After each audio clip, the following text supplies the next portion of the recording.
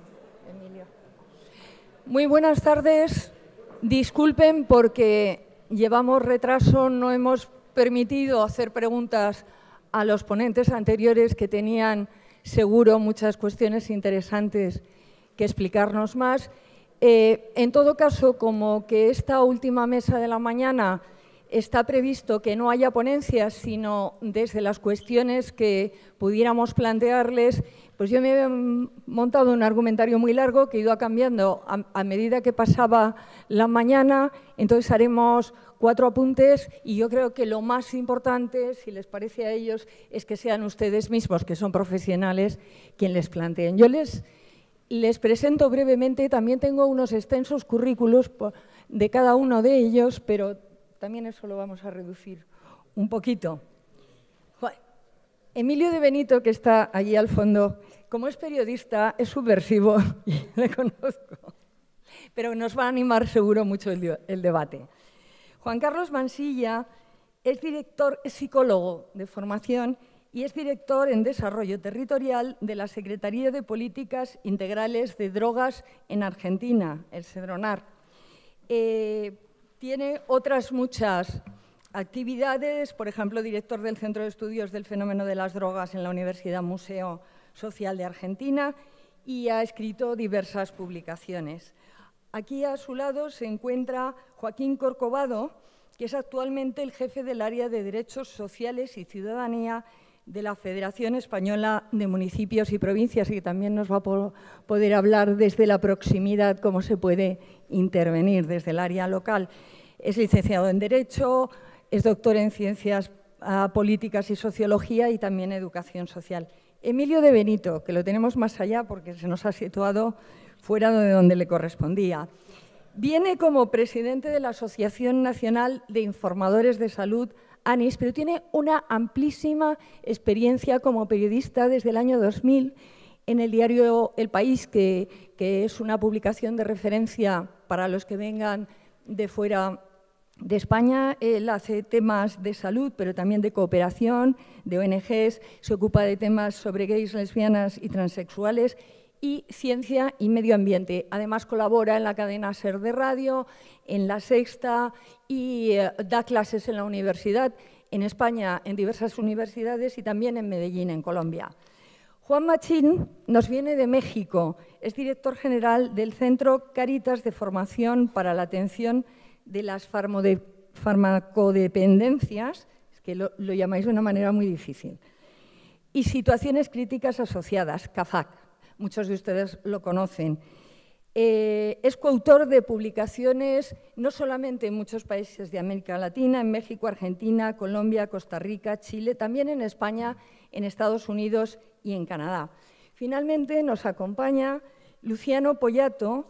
Luciano Poyato en realidad es ingeniero agrónomo, pero toda la vida ha trabajado como educador social y terapeuta, y en eso tiene una amplísima experiencia. Es presidente de la UNAD, de la Red de Atención a Drogodependientes, que engloba a más de 250 entidades desde que se fundó en 1985. Además, es presidente de la Plataforma del Tercer Sector, que engloba 30.000 organizaciones de acción social en toda España. Y también pertenece como presidente a la Plataforma del Voluntariado.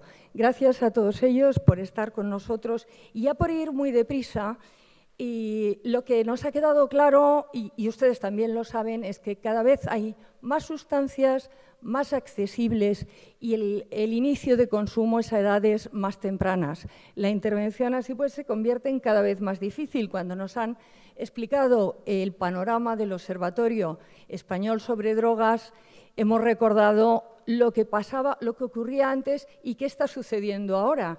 Por no ser pesimistas, diremos que las drogas, y eso ya lo dijo alguna organización como la FAD hace casi 10 años, han venido aquí para quedarse, lo cual no quiere decir que tiremos la toalla, sino que tenemos que cambiar los modos de intervención. Y en eso también insistía Aldo Lale cuando contaba clarísimamente: la política de represión no ha funcionado, luego tendremos que utilizar argumentos. Y de eso iría hoy un poco esta mesa, qué argumentos se pueden emplear. Y un poco por porque tenemos el privilegio de tener a dos personas que nos han venido de América Latina, dos grandes profesionales, empezaríamos por ellos, que nos expliquen un poco en sus países respectivos, tanto en Argentina como en México, cuáles son las prioridades en este momento de atención, aunque vemos que las sustancias son, el consumo es transversal, afecta a todas las clases sociales y culturales y además hay muchas sustancias, pero si puede hacer 5 impactos. Gracias, Begoña, por la presentación. Un gusto estar aquí y la verdad con todos los amigos de Riot, que hacía algún tiempo que no los veía, el gusto para mí es doble, ¿no? Y también compartir con esta mesa de tantos amigos. Creo que en realidad, un poco en broma, un poco en serio, cuando nos cruzábamos con los dos expositores, les dije, bueno, subimos aquí para decir que todos estamos de acuerdo con lo que se acaba de decir, porque en gran parte creo que ellos expusieron de una forma muy clara, por lo menos muchas cuestiones en las cuales uno se siente interpretado. Sin embargo, como bien decía Pancho Cumcille, cuando se habla del tema del fenómeno de las drogas, obligatoriamente hay que entrar en el terreno de la diferenciación. No sé si existe un fenómeno de las drogas como tal o esa generalización también encierra una trampa, la trampa de pensar que a todos nos pasa lo mismo. Y generalmente cuando se piensa que a todos nos pasa lo mismo, prima el discurso que tiene más poder, el discurso que tiene más acceso a los medios, el discurso que tiene en alguna medida su diagnóstico prima como el diagnóstico. Y uno se da cuenta que esto no es así. Ni siquiera es así para lo interno de los propios países. Uno podría decir que en Argentina el fenómeno de las drogas se da en las distintas Argentinas que hay dentro de mi país. Me toca particularmente dirigir un programa que se denomina Municipios en Acción, por eso me alegra también estar compartiendo con Joaquín esta mesa, donde la jurisdicción municipal empieza a tener, por lo menos en Argentina, un protagonismo importante. Y cuando uno viaja a los distintos municipios, de los 2.237 municipios que hay en nuestro país, viaja al interior, se encuentra con que hay una diversidad muy grande, no solamente en los tipos de consumo, ¿no?, donde uno puede, en términos generales, salvando las limitaciones que tiene ese concepto, como decías recién, hacer referencia a cuestiones muy parecidas, lo que es el aumento del tema de la marihuana, del consumo del cannabis, todo lo que es el aumento en la primera demanda de tratamiento a causa del tema cannabis y por supuesto también a causa del tema cocaína, por todo lo que tiene que ver la aparición de las nuevas sustancias psicoactivas. Las NSP es un fenómeno que si bien empieza a descubrirse en el primer mundo, ya ha llegado de una manera muy clara y efectiva a Latinoamérica, pero obviamente con una diferenciación muy grande entre los cuales son las grandes urbes y lo que son las poblaciones más pequeñas. Gracias por la síntesis. Luego, por supuesto, vamos a continuar. Juan Machín, en México también sabemos que hay todo tipo de sustancias y todo tipo de poblaciones. Sí, exacto. Bueno, buenos días. Es un placer estar aquí. Gracias a la Riot por pedirme estar en esta mesa de debate. Y yo creo que me escogieron porque precisamente México es un ejemplo de lo complejo que es el fenómeno.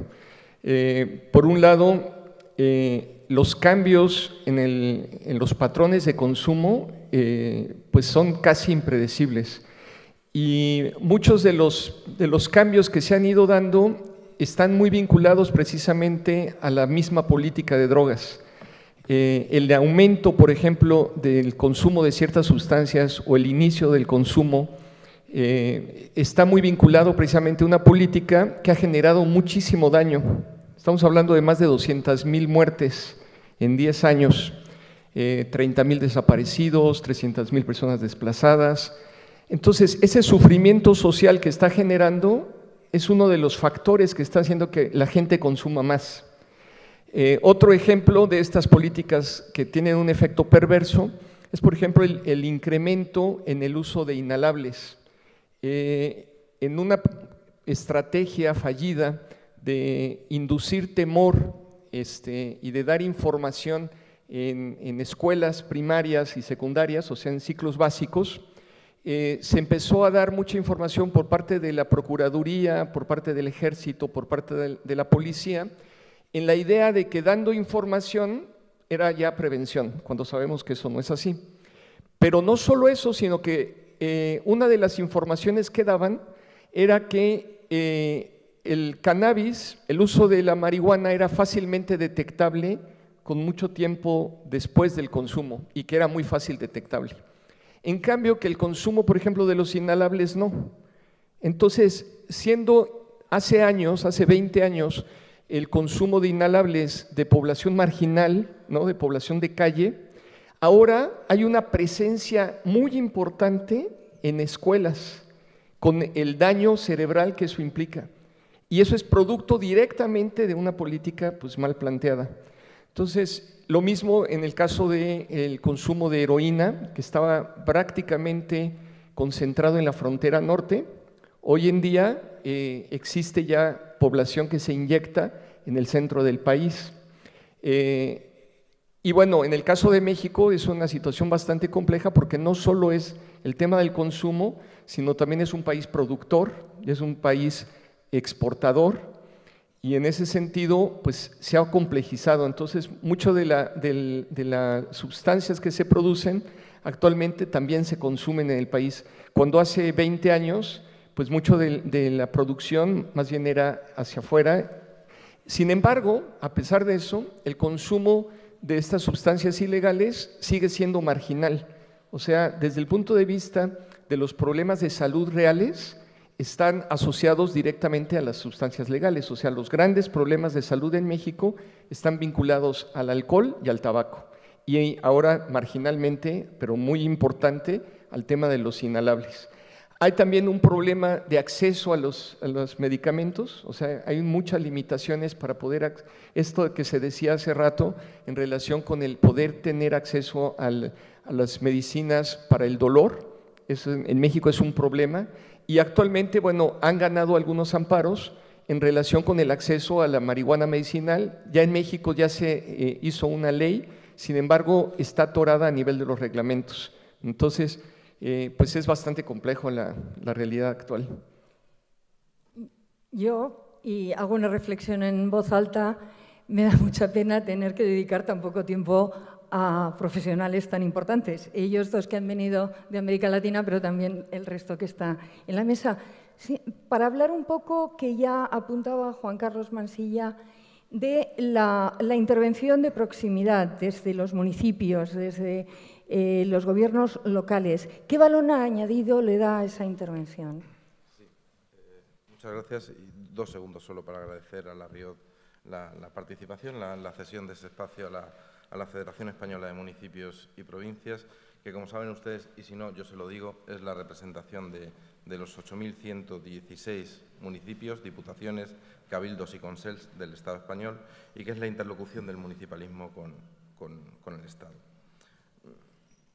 Voy a salirme un poco del discurso establecido, ¿no?, del modelo establecido, y que sí que es verdad que la administración local tiene unas vicisitudes, unos añadidos y unos detalles que la hacen diferente al resto de las administraciones. Y el principal de todos es que tiene ciudadanos. Es la única administración en la misma cohabitan los ciudadanos, ¿no? Y voy a ir sacando datos que la hacen diferente el modelo de intervención a lo que veníamos estando establecido, ¿no?, y que hila un poco con lo que se está hablando esta mañana.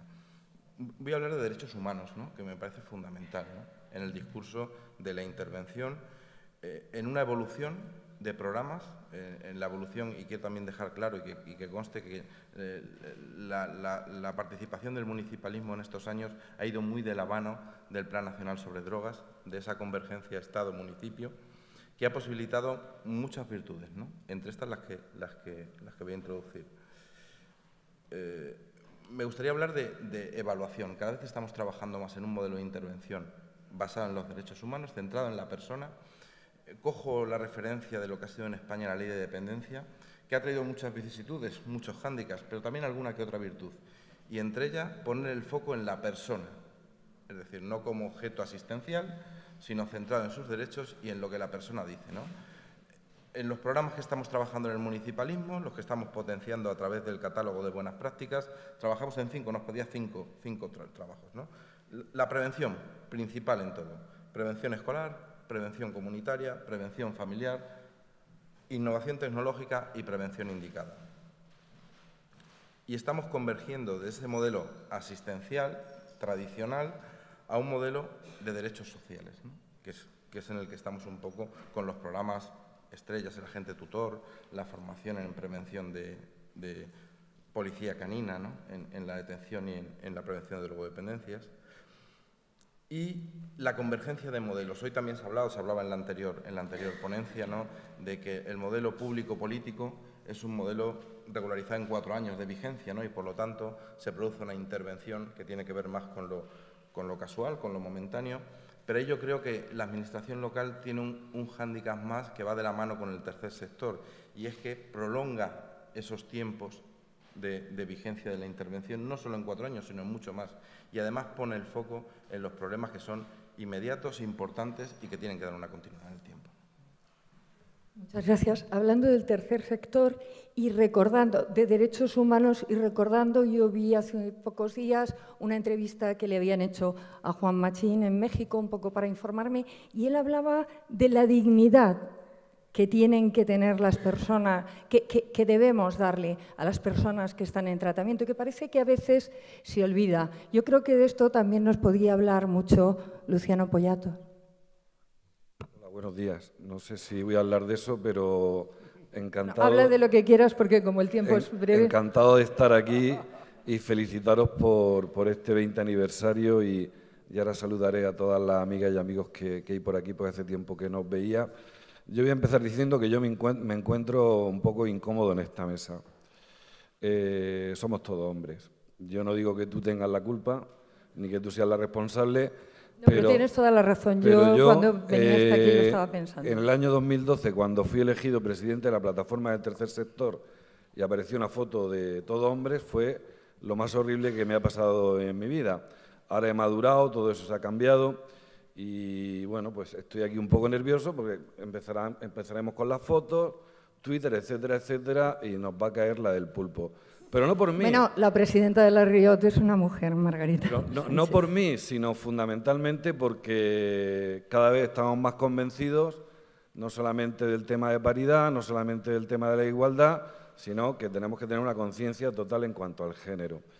Y iba a hablar de eso, pero resumiendo. Las demandas que tenemos de tratamiento en UNAT, bueno, pues ahora mismo la mayor parte son de alcohol, luego son de cocaína y luego es de cannabis. ¿Quién acompaña? Fundamentalmente la madre. Luego la pareja, si es que tiene pareja, y en último lugar el padre. 1 de cada 4 personas son mujeres, y luego hay otro tema fundamental, que es que ya no solamente nos estamos encontrando con este tipo de adicciones, sino que nos encontramos con adicciones al juego, al móvil, etcétera, etcétera. Yo lo que veo desde UNAT, aparte de nuestro posicionamiento, que el fondo de la cuestión tiene que estar en la persona, es decir, la persona tiene que ser la protagonista real del tratamiento. Lo que queremos desde UNAT es que sí que se ha conseguido mucho en cuanto al tratamiento en este país, y que sigue siendo de momento un tratamiento, digo de momento, universal y gratuito y con mucha calidad, pero hemos despistado totalmente los problemas sociales, hemos despistado totalmente de dónde vienen las causas de las adicciones. Y ahí está el problema. Eso coincide con un desmantelamiento por parte de muchos comisionados, o de prácticamente todos, de comisionados de las drogas en todas las comunidades autónomas. Eso viene provocado también por una relajación total en materia de prevención. Ya resulta que nos estamos encontrando con madres y con padres que no saben lo que hacer, que no saben cómo poner límites, que no saben cómo ofrecer el cariño, y vienen este tipo de adicciones que, sean con sustancia o sin sustancia, siguen teniendo las mismas causas. Y me callo. Por lo tanto, decir que cuidado, ahora tenemos una nueva estrategia del Plan Nacional de Drogas, que mañana se hablará de ella, que yo creo que a priori es bastante positiva, pero que todo lo que ha ocurrido en la sociedad española tiene una causa y un efecto, y el efecto es el que hay. Vamos a posponer este reto que lanzabas sobre las adicciones comportamentales, porque precisamente tenía la demanda de un gran profesional para tratar en esta mesa y lo podemos hacer después con todos vosotros, si los recursos que se han destinado o se tienen que destinar a las sustancias, incluidas el alcohol, por supuesto, y el tabaco, tendrían que repartirse y tendrían que tratarse en los mismos centros que las comportamentales, como son, que es verdad, la adicción al juego. Yo he trabajado en un grupo en el Consell de l'Audiovisual de Cataluña y es un fenómeno muy importante, pero tenemos que mezclar porque son todo ello adicciones que tienen en común y que tienen de diferentes. Si te parece, eso lo posponemos y luego ustedes pueden hacer reflexiones sobre el tema, si la mesa también está de acuerdo. Y Emilio de Benito, que sobre medios de comunicación, para no liarnos antes, Rosario Sendino decía, las drogas ya no se visibilizan. Recuerdo para los que vienen de fuera que en los años 80, cuando hacíamos los problemas, la consulta del Centro de Investigaciones Sociológicas, los problemas que más preocupan a los españoles, el número 1 era el terrorismo, ya saben que está ocurriendo con ETA, aunque haya otros terrorismos, y el número 2 eran las drogas, porque era ese impacto de la heroína que no sabíamos qué hacer, aunque probablemente habría mucho menos problema que el que existe ahora, pero era un fenómeno nuevo que creaba alarma social. En estos momentos, Emilio, no nos importan las drogas para nada. Tú tienes graves problemas para meter artículos en la radio, en la televisión, en tu diario, sobre drogodependencias. Efectivamente, bueno, buenos días a todos, encantado de estar aquí. La ventaja de ser el más bruto del grupo es que uno siempre es el que más aprende, o sea que eso me llevo para mi casa. Muchísimas gracias por la invitación. Efectivamente, yo lo que hice ayer, antes de venir aquí, fue ver qué era lo que habíamos publicado de drogas últimamente. Y si quito la parte de los alijos y las incautaciones, la parte más policial, alguna mención a las políticas en Estados Unidos, a estos estados que han permitido la marihuana con uso recreativo. Cuando llega el tema de salud o de prevención, está el chemsex, que es muy llamativo y además afecta a gays, con lo cual todo el mundo lo ve, que son malísimos siempre y se ponen hasta arriba para hacer cosas horrorosas. Pero quitando eso, no hay nada. No hay nada. Y eso quiere decir que nosotros estamos haciendo algo mal y que vosotros estáis haciendo algo mal. Me has llamado antes subversivo. No, que estoy de acuerdo. Obviamente, porque vengo aquí y veo que estáis haciendo muchísimas cosas y que hay muchísimas cosas en marcha, pero ¿por qué no me han llegado? ¿Por qué no he conseguido encenderme a mí la lucecita para que yo me peleé con mi jefe para meter este tema en el periódico, ¿no? Voy a poner un caso, y no quiero hacer categoría de una anécdota, pero que a mí me parece representativa. Este año os ha contado Rosario Sendino las encuestas maravillosas que hace el Ministerio. Bueno, pues la de edades, la de estudiantes, no, la de estudiantes era la de este año, se colgó en la web del Ministerio sin dar publicidad ninguna. ¿Qué día? El 8 de marzo, el Día de la Mujer, cuando estaban todas las periodistas en huelga. Claro, no se cubrió. Nadie habló de esa encuesta. Claro, todos tenemos que poner de nuestra parte, porque es una encuesta maravillosa. Hay datos de los que ha sacado Rosario, aparte de los que ya ha dicho que no ha publicado y que me callaré si consigo hacer algo, que normalmente no están en los dosieres de prensa que nos presentan cuando se hacen estas ruedas de prensa. ¿Cuándo se hacen? Porque antes las dos encuestas básicas de las estudiantes y la de población general se hacía cada año una rueda de prensa y últimamente ni eso. Pues ¿cómo vamos a hablar de eso? Y ya está. Ya he pisado suficientes charcos, ya me puedo callar. No, puede hacer mucho más, pero yo soy periodista, como Emilio llevamos muchos años trabajando en lo mismo y siempre lo que nos planteamos es que los periodistas somos ese puente intermedio. Son ustedes, los profesionales, los que nos tienen que decir cómo transmitirlo mejor, porque cuando se nos acusa de banalizar, de explicar, por ejemplo, hay más información sobre Burundanga y los profesionales no salen a decir, señores, bueno, sí, ABD sí, que tiene en Twitter Energy Control, dice, señores periodistas, y nos pasan a links donde explican efectivamente qué es la escopolamina y una droga caníbal que no existe, y en eso ustedes deberían ser proactivos, más allá de los datos, porque si a nosotros no nos hacen ruedas de prensa, no nos convocan frente a nuestros jefes, nosotros no tenemos ningún argumento. Y por eso les lanzamos la pelota aquí, que somos dos, igual hacemos más fuerza. Aunque tendríamos que acabar casi ya, nos han dado, si todavía quieren estar con nosotros, media horita más, así que creo que podríamos aprovecharla para que sean ustedes mismos quien pregunten, si no yo continúo, ¿eh? Tengo preguntas para rato, pero ¿alguna intervención? Desde aquí vemos mal quién quiere intervenir, o sea que nos lo tendrían que decir. ¿Sí? Aquí tenemos una intervención.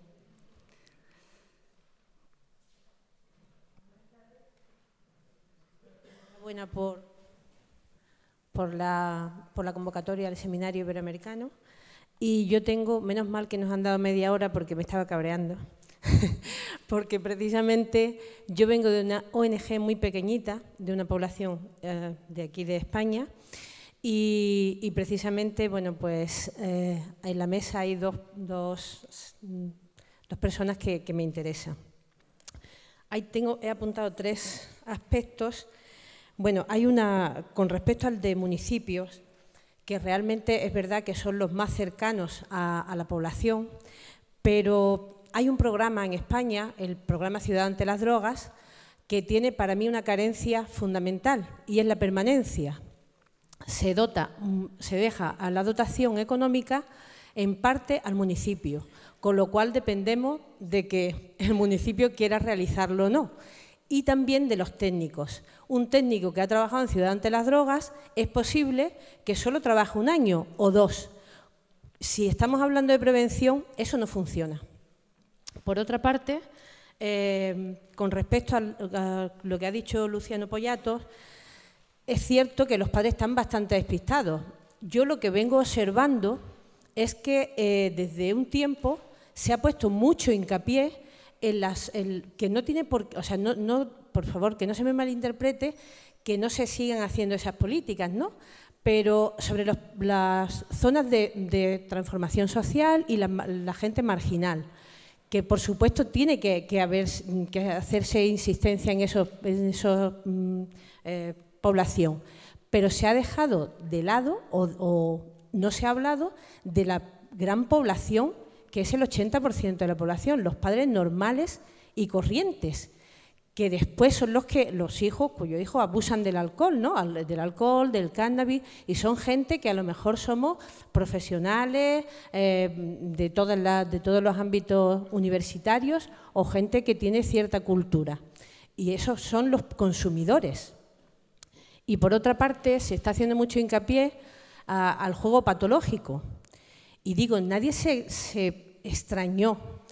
O sea, ¿por qué se extrañan ahora de que el juego se haya incrementado cuando la publicidad se ha ido incrementando? Entonces, a mí me parece de una hipocresía absoluta. Se eliminó la publicidad del alcohol y del tabaco de los eventos deportivos precisamente porque veía que se incrementaba y estamos asistiendo a un incremento tremendo sobre la publicidad del juego, ¿no? Entonces, ¿qué queremos? Bueno, y hasta aquí mi intervención. Gracias. Muchas gracias por alusiones. Sí. Completamente de acuerdo en la compañera, ¿no? Hay un grave problema que siempre ha sido el tema de la sostenibilidad, ¿no? de los servicios y de los recursos, sobre todo los públicos, ¿no? Porque muchos de ellos, sobre todo los sostenibles, se mantienen a partir del tercer sector, ¿no? Con las vicisitudes que ello conlleva. Lo comentaban al principio en alguna de las mesas, el tema de la crisis arrasó con muchísima estructura. Con esa estructura, con la estructura importante, la estructura que genera sostenibilidad, un montón de profesionales que venían trabajando de esta manera, ¿no? De esta manera en aprobación de convenios, en firma o no firma, pero durante mucho tiempo. Eso la crisis lo arrasó, ¿no?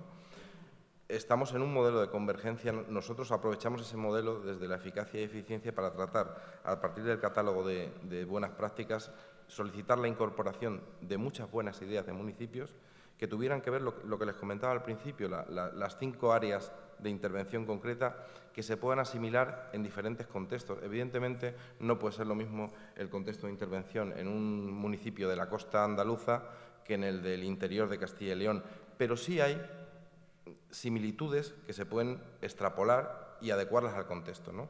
En ese tipo de modelo estamos ahora. Evidentemente, completamente de acuerdo. No podemos pensar en sostenibilidades de 1 o 2 años cuando si es verdaderamente importante la inversión en cuestiones de sociales que tienen que ser sostenibles no solo para ahora, en un momento de 4 años, sino en las futuras generaciones, ¿no? Que al final es de lo que estamos hablando, ¿no? En esa diversificación. Si hay más, vale, perfecto. Quería destacar, ¿tú querías intervenir también a propósito de este tema o no? Simplemente deciros que todo lo que ahorremos en prevención luego sale muchísimo más caro todo. Es cierto, lo digo por la observación que ha hecho la compañera, es verdad que UNAD sí que tiene una vocación en el tratamiento, sobre todo a personas más excluidas o que les es más difícil el acceso al tratamiento, pero sí que hay una línea estratégica de estar más en la calle, de tener más visibilidad, y lo que nos damos cuenta es decir, la prevención tiene que empezar por igual en el tema de la familia y en el tema sociocomunitario. Si no enfocamos la prevención desde ahí, no hacemos nada. Y para eso hace falta recursos y para eso hace falta una política no de 4 años en donde se vuelven a cambiar los representantes o no, sino una política muchísimo más a largo plazo. Y yo creo que desde el tercer sector, desde UNAD y desde el resto de organizaciones, no solamente tenemos que mejorar todo lo relativo al tratamiento, incluidas las personas que vienen ahora con una adicción no tóxica, sino todo lo que tiene que ver de exigirle a la administración local y autonómica que inviertan, porque se han acostumbrado, a ver, entenderme esta palabra, a que el tercer sector sí lo hace todo, pero bueno, hacen falta medios. Yo creo que hay ahí una buena estrategia que mañana se hablará del Plan Nacional sobre Drogas o conseguimos implicar a las comunidades autónomas y a los municipios o la cosa puede que salga peor de lo que está. Juan Carlos Mansilla también quería intervenir. Quería decir una cosita cortita, porque en realidad en esta mesa creo que estamos representados, bueno, lo que es la experiencia española con el tema municipios, pero la experiencia latinoamericana, por lo que uno ha circulado también, me ha tocado acompañar el programa Savia de CICAD en distintos países y conociendo también la realidad del nuestro. La participación del municipio a cargo de una política activa donde interprete la realidad local es excepcional. Generalmente, hasta el tercer sector suele estar concentrado en las grandes capitales.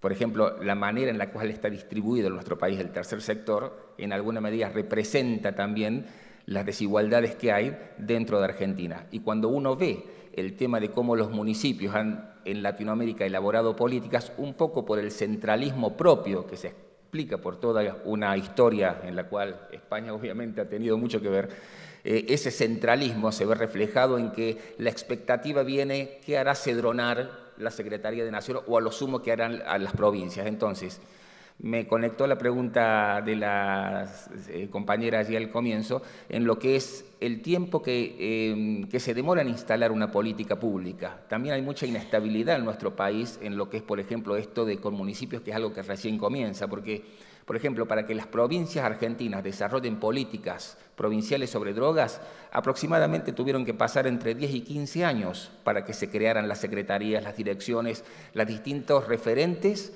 dentro de lo que serían acá las comunidades, por ejemplo, ¿no es cierto? Lo que son allá las provincias. Los municipios es algo que recién está comenzando y algo sobre lo cual creo que el tercer sector también lo debería poner en agenda, para que de qué manera contribuir, sumar, para que este tipo de experiencia, que es responder a la realidad del ciudadano allí donde vive, pueda justamente concretarse. Hola. A ver, tengo que prender aquí, ya. Soy María del Rosario Torrealba de Vivir de Venezuela, de la organización Vivir. En este asunto de la evolución yo venía pensando en lo que pasa por debajo de cuerda, y esto se lo digo a los comunicadores sociales, que es toda la información, formación que hay en la internet, por ejemplo, en relación con drogas. O sea, todas las páginas y las referencias a las que recurren los chicos, las chicas, los adultos también, ¿no? Y se informan, se desinforman y se forman en materia de drogas, pero en el sentido del consumo y en el sentido de la búsqueda, en el sentido de remediar las consecuencias de las drogas, ¿no? Eso por la internet nada más, que es brutal lo que aparece allí, ¿no? Sociedades no pro consumo de drogas, sino estimuladoras y motivadoras, ¿no? Sobre todo de cannabis, o lo que yo, hasta donde yo he visto, ¿no? Y el otro asunto es el asunto de las series televisivas y de las películas, sobre todo las estadounidenses, que es a las que tenemos más acceso en Venezuela, donde la normalización del consumo de parte de los padres y de parte de los profesores, dentro de la jerga y del guión de la película, es natural. O sea, no, los padres están muy estresados por algo y, bueno, consumen marihuana. Y está muy, muy promocionado como algo muy normal. O sea, que esas generaciones de padres preocupados o despreocupados, como se llame, han estado consumiendo y están consumiendo sustancias. Y así lo muestran en las películas y en la serie con mucha naturalidad.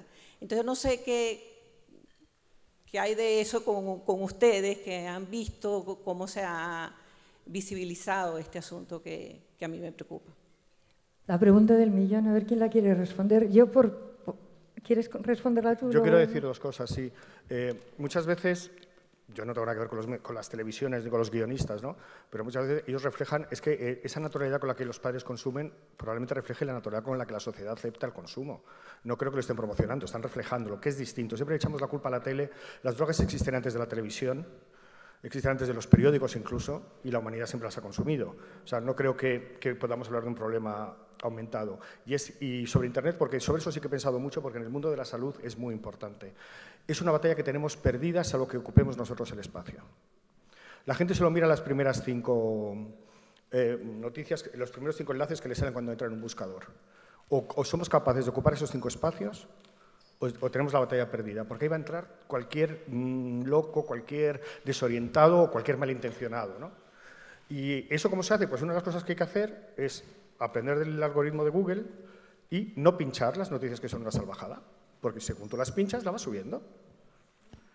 Y cuando hay una buena, aunque tú ya te sepas el contenido, porque todos sois profesionales, pinchar la buena, porque hace que suba. Ser muy proactivo. Si vosotros publicáis antes sobre una droga nueva que el chaval que está en su casa y que tiene un blog, Google premia el tiempo, el haber salido antes.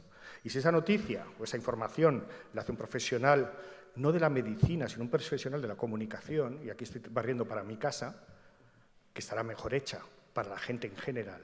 A lo mejor no tiene todos los detalles del no sé qué y del estudio, y entonces la R y la P y el intervalo de confianza, no, todo eso. Pero si está bien hecha y se entiende y es clarita y tiene una buena ilustración, y eso va a ir por encima y lo va a tener más. Entonces, ahí la única batalla que tenemos que se puede dar en las redes sociales, en Internet, es la de dar primero y dar mejor. Y por eso hay que estar muy pendiente y ser muy proactivo.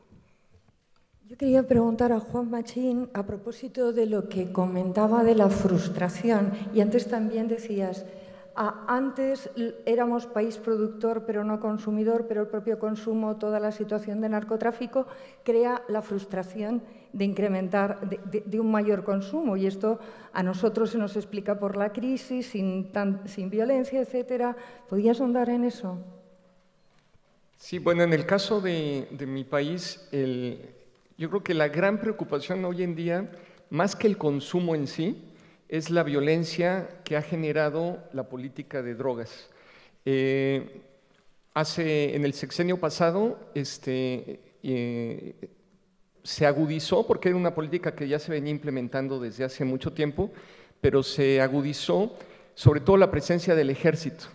Y entonces eso es lo que en gran medida, bueno, hubo varios factores, ¿no? Pero ese fue como el determinante para que pues, se desatara una violencia que ha crecido de forma exponencial. Por ejemplo, los últimos meses han roto los niveles de violencia de los últimos 20 años. O sea, cada mes ha sido más violento de los últimos 20 años. Entonces vamos a acabar con una cifra brutal. Eso, compatibilizarlo con la prevención. Claro, entonces nosotros pensamos que en el caso de México, nuestra prioridad es cambiar la política de drogas. O sea, si queremos hacer una prevención efectiva, tenemos que tener un enfoque diferente. Y eso implica que el ejército vuelva a los cuarteles, eso implica que se redistribuyan los recursos. El ejército ha triplicado su presupuesto en los últimos 12 años y eso ha reducido el recurso de educación, salud, cultura, investigación, etc. Entonces, todo eso para nosotros es como la prioridad, porque lo que está alimentando el consumo es la misma política de drogas, paradójicamente. Entonces, nosotros lo que pensamos, o simplemente la violencia, la gente que se está desplazando, genera las condiciones para que haya más necesidad de consumo. Ha aumentado el número de suicidios, ¿no? Y de suicidios de jóvenes. Entonces, todos esos factores, para nosotros como la prioridad, es muy particular el caso de México, ¿no? O sea, en la mayoría de los otros países no tiene como estas condiciones, pero también tiene que ver con nuestra frontera con Estados Unidos, ¿no? Como decían, pobre México tan cerca de Estados Unidos y tan lejos de Dios. Hablaba Poyato de la escasez de recursos. En realidad siempre es fundamental los recursos tanto para la prevención como para el tratamiento. Yo me planteaba, en los años 80 había una reivindicación muy clara, que hubiera centros, porque faltaban, porque no había dónde llevar a esas personas que comenzaban una adicción. En este momento hay conciencia social, la sociedad pide recursos, y ¿para qué los pide? Tanto a nivel local como a nivel estatal y de organizaciones de ONGs. ¿Hay esa movilización o no? Estamos esperando a que nos lo den. La movilización depende del enfoque, o sea, del objetivo a conseguir. Yo sigo pensando que en este país, bueno, aunque estemos hablando de Iberoamérica, yo creo que en este país todavía sigue existiendo una red pública, también concertada con el tercer sector, muy buena y que ha sido ejemplo y pionera en Europa por la crisis de la heroína que vivimos. Y bueno, y eso genera como una especie de relajación y no solamente relajación, sino que es realmente, que tu pregunta, la sociedad civil lo que tiene que demandar. Entonces ya no solamente es tratamiento gratuito, universal y un acceso libre al tratamiento, sino una movilización hacia la conciencia social. Por eso las entidades que hemos estado mucho tiempo en el tratamiento nos hemos dado cuenta que esa burbuja del tratamiento, del sufrimiento, del acompañamiento, nos ha atrapado tanto que ahora decimos, bueno, algo tendremos que hacer. La sociedad no es consciente ahora mismo del problema de las adicciones. La sociedad no es consciente de lo que ocurrió ayer por la noche con un partido de fútbol que todo era propaganda para que los niños y las niñas que estaban viendo el partido de fútbol, los que los podían ver, vayan a consumir a las apuestas deportivas. Eso tiene que ver con una nueva ley de la publicidad, eso tiene que ver... Claro, entonces depende del enfoque de la movilización. ¿Qué es lo que queremos las entidades del tercer sector? De momento estamos en una movilización para que la próxima, gracias también a la FAT, para que la próxima ley de alcohol pues no sea una ley punitiva, sea una ley que potencie la conciencia de la familia, formativa, orientativa. Ya veremos a ver lo que sale de esa ley del alcohol, ¿no? Entonces, ahora mismo yo creo que cuesta mucho trabajo porque hay un tratamiento gratuito, porque hay una relajación en cuanto a las adicciones en este país, cuando no hay una conciencia. Entonces, yo creo que sí que debemos de ir poniéndonos de acuerdo, que forma parte de lo que es el tercer sector, en cuáles son los objetivos de la movilización. Pero movilización, claro que hace falta, nada más que orientada hacia otro lado. Les recuerdo que vamos a tener un máximo de un cuarto de hora. Si quieren intervenir, ya sé que esta tarde tendrán talleres para debatir y 2 días más, pero es una oportunidad que creo que no deberían dejar de pasar. Begoña, ¿Veo alguna pregunta? Soy yo, sí, Felisa. Felisa. Es una lástima que no tengamos más tiempo. Yo solamente quería intervenir para recordar que España, lo que tenemos hoy día, que es esa red que tiene que mejorar seguramente, pero que tiene una red en la que cualquier persona que tiene una adicción sabe dónde ir. Y esa red tiene la complejidad suficiente para dar respuesta a cada persona en su situación diferenciada, o sea que eso es importantísimo. No es una red solamente de comunidades terapéuticas, no es una red solamente de ambulatorio, no es una red solamente de acompañamiento en el lugar, sino que es una red que nos permite hacer procesos de rehabilitación adaptados a la situación de cada persona. Eso es importantísimo. Pero eso se hizo, y lo quiero recordar, se hizo con dos cosas. Una, por la presión colectiva del tejido asociativo en su momento, que estuvimos reivindicando de manera profunda. Pero dos, porque los municipios se pusieron rápidamente a dar respuesta junto con nosotros. Y fueron los municipios, y lo quiero remarcar, porque yo, paseándome por Latinoamérica, lo que veo es que se van traspasando la responsabilidad a ver quién es el que tiene que dar la respuesta a esa necesidad, a esa red que se tiene que hacer, y pues es que no son los municipios, porque cualquier político que toma este tema se la juega, con lo cual, bueno, yo creo que están tardando, me da la impresión de que están tardando en dar las respuestas que en este momento, tal como nos han presentado los números, se necesitaría en cualquier país de Latinoamérica. No sé lo que opinan ustedes. Y otra cosa es que, además, yo creo que hay un tema que es el tema de Internet, de las nuevas tecnologías. Nos va a pillar el toro a todos, nos está pillando el toro a todos, porque además no está regulado por ningún lado y realmente iremos, no de forma proactiva, sino de forma reactiva, estamos actuando desde este momento. Por alusiones, cualquiera de la mesa, ¿o quiere hacer una reflexión? Sí, yo creo que obviamente estamos hablando, y eso siento, en plano, dos mundos diferentes, ¿no? Y quiero retomar un poco lo que Machín había, para no dejarlo solo en algo donde México no es una excepción, quizá lo puede hacer en términos cuantitativos, pero no cualitativos con el resto de Latinoamérica. Es decir, Latinoamérica hoy está sufriendo no tanto la venta de drogas al Internet, sino la muerte por la venta de droga al menudeo. Digamos, son dos realidades que son como muy distintas, y uno lo ve en los foros internacionales que están en agendas distintas. En ese sentido, creo que si Europa en la década del 80 vivió, a través de lo que ya fue mencionado aquí, como la epidemia de la heroína, una apertura, un cambio de paradigma, donde había una puesta del consumidor en otro lugar, justamente donde se da lugar para estrategias de reducción de daño y se inaugura toda esta nueva visión.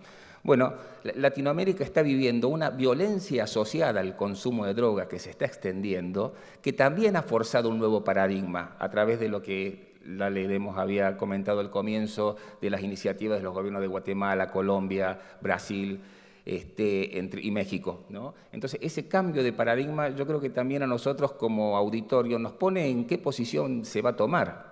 ¿Cuál sería un documento de Riot sobre este tema, por ejemplo? Porque la pregunta es, ¿la violencia asociada a las drogas no es un problema de salud pública también?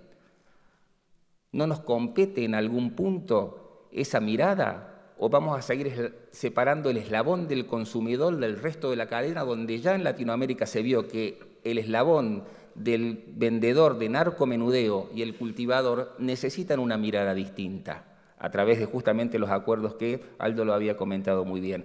La pregunta es, el tercer sector, a pesar de que no trabaje específicamente quizá con esto, porque tenga sus comunidades terapéuticas, sus programas de prevención, pero sí, si quiere impactar en política pública, la pregunta es cómo se va a posicionar sobre esto. Y creo que eso es una deuda pendiente que quizá se tenga que tomar. Una sugerencia para 3 días de debates. Constantemente hemos estado hablando a lo largo de la mañana de reducción de riesgos y de daños, y en este caso quería preguntarle a Emilio de Benito. Los periodistas, cuando nos empezaron a hablar que iba a haber unas salas que nosotros llamamos narcosalas, que son salas higiénicas de venopunzón, donde se permitía consumir drogas o se intercambiaban jeringuillas, tuvimos que hacer pedagogía explicándole a la gente qué sentido tenía, y de hecho es un privilegio, solo los países más desarrollados tenemos ese tipo de dispositivos.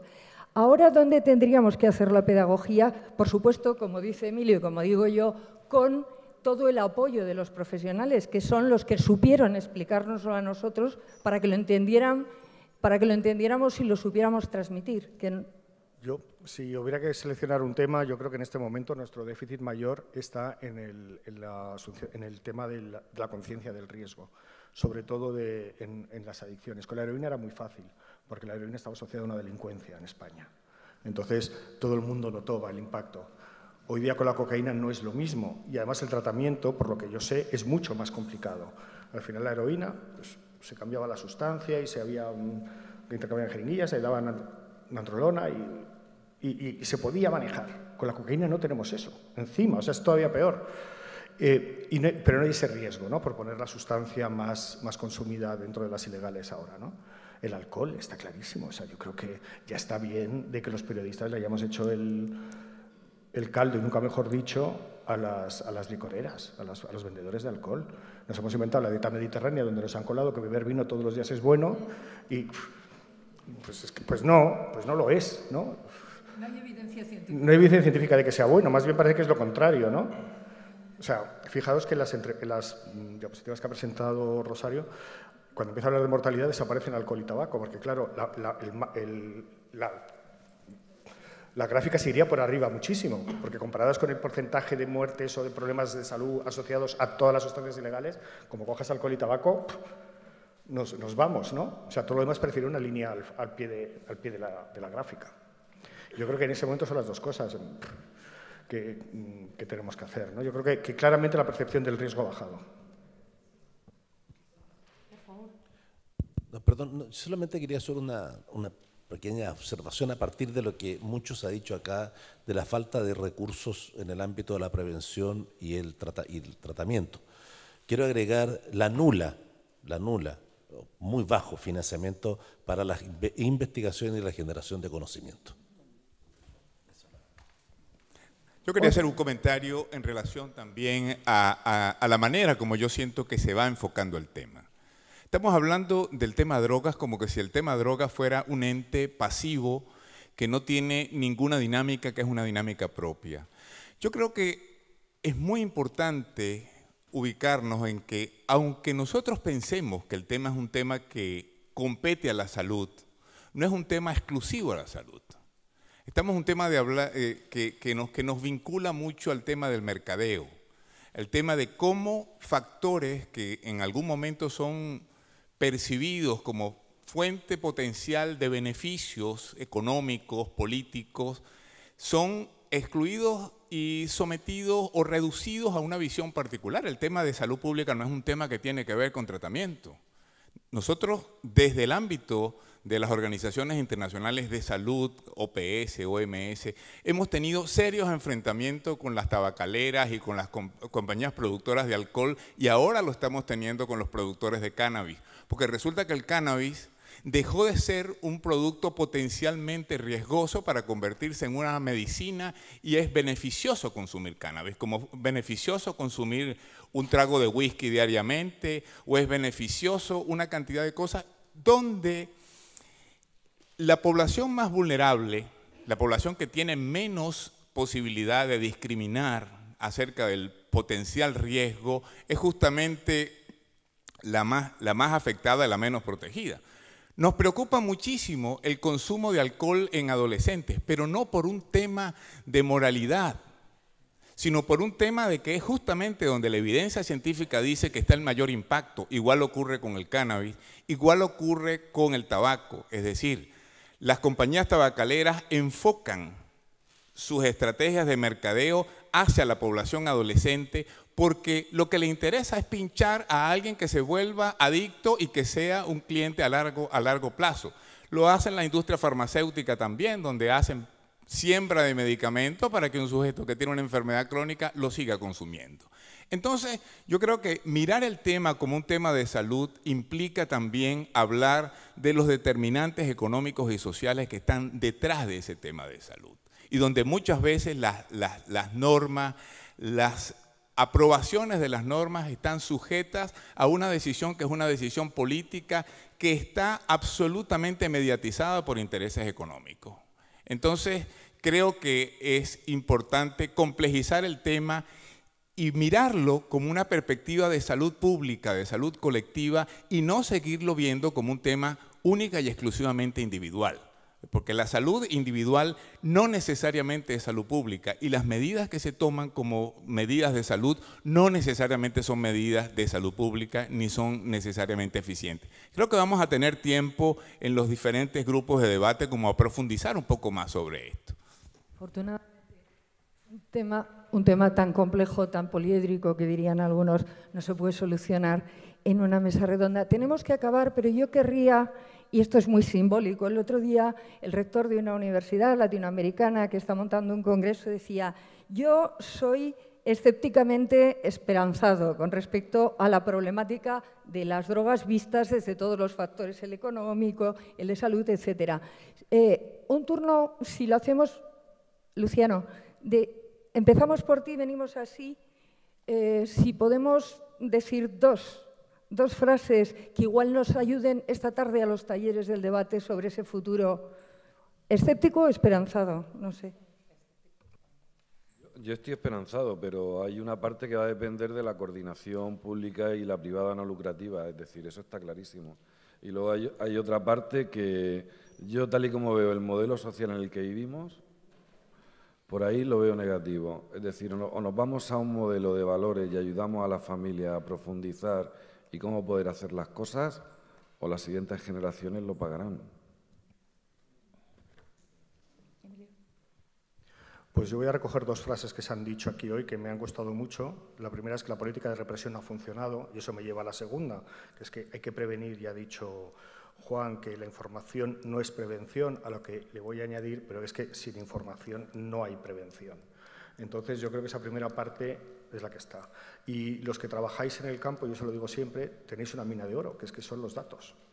Pasadlos, explotadlos. La minería de datos no es solamente coger muchos datos, ¿no?, sino pues hacer un balance de, decías tú antes, cualquiera puede ir a una red hoy día que en España cualquiera puede ir a tratamiento. Sí, pero ¿qué resultados tiene? ¿Cuál es el porcentaje de recaídas? Tenéis los datos, usadlos. Pues yo creo que es una esperanza como muy pequeña y a muy largo plazo. Yo creo que sí ha habido cambios y se ha ido avanzando en la comprensión del fenómeno, en ir aprendiendo de nuestros errores, de cómo no se deben atender estos fenómenos, pero es una curva de aprendizaje muy lenta, que nos ha tomado mucho tiempo y que creo que todavía va a pasar tiempo en que podamos como mejorar esta comprensión y por otro lado también es difícil porque los fenómenos también van cambiando muy rápidamente. Entonces, hay un desfase muchas veces entre lo que vamos entendiendo y vamos pudiendo hacer con respecto a nuevas modalidades o nuevos fenómenos. Entonces, hay como muchos canales y en ese sentido es una esperanza tenue y así como pensando como a largo plazo, pero también viendo hacia atrás, pues de que sí hemos avanzado, ¿no? Entonces, y sobre todo, bueno, pensando en redes como la RIOD, ¿no?, y en articulaciones como las que se dan en este espacio, donde hay instancias gubernamentales, academia, organizaciones sociales, entonces, medios de comunicación. Entonces, yo creo que esas alianzas son fundamentales, pero sí es muy lento y no sé a qué tan largo plazo. Dos necesidades que creo que debemos propiciar. Primero, el aumento de la implicación de todos los sectores sociales concernidos, familia, comunidad educativa, empresas y agentes laborales, etcétera. Y incentivar la intervención precoz en todos los ámbitos, prevención, asistencia y reinserción social. Sí, yo como concepto general, no sé si hemos avanzado o retrocedido, hemos cambiado en estos últimos 20 años. Y me parece que lo peor que nos puede pasar es seguir bailando el paso de baile de la música anterior y no ver lo que está sucediendo ahora, ¿no? Y sobre todo ver los opuestos. Aquí en esta mesa surgieron opuestos maravillosos, ¿no? Por ejemplo, alguien hablaba de normalización y yo pensaba en términos de estigmatización, ¿no? Que son realidades distintas. Digamos, han pasado, me parece que en la discusión se puedan poner los opuestos para que justamente se pueda dialogar sobre ellos y lograr puntos comunes sería lo ideal. Ese sería el objetivo del debate. Yo suelo recordar un proverbio holandés que dice: si no puedes parar el viento, construye molinos. Ojalá que estos 3 días salgan muchas ideas, muchas iniciativas para al menos, pues eso, que los molinos nos ayuden a sobrellevar el fenómeno. Muchas gracias a todos.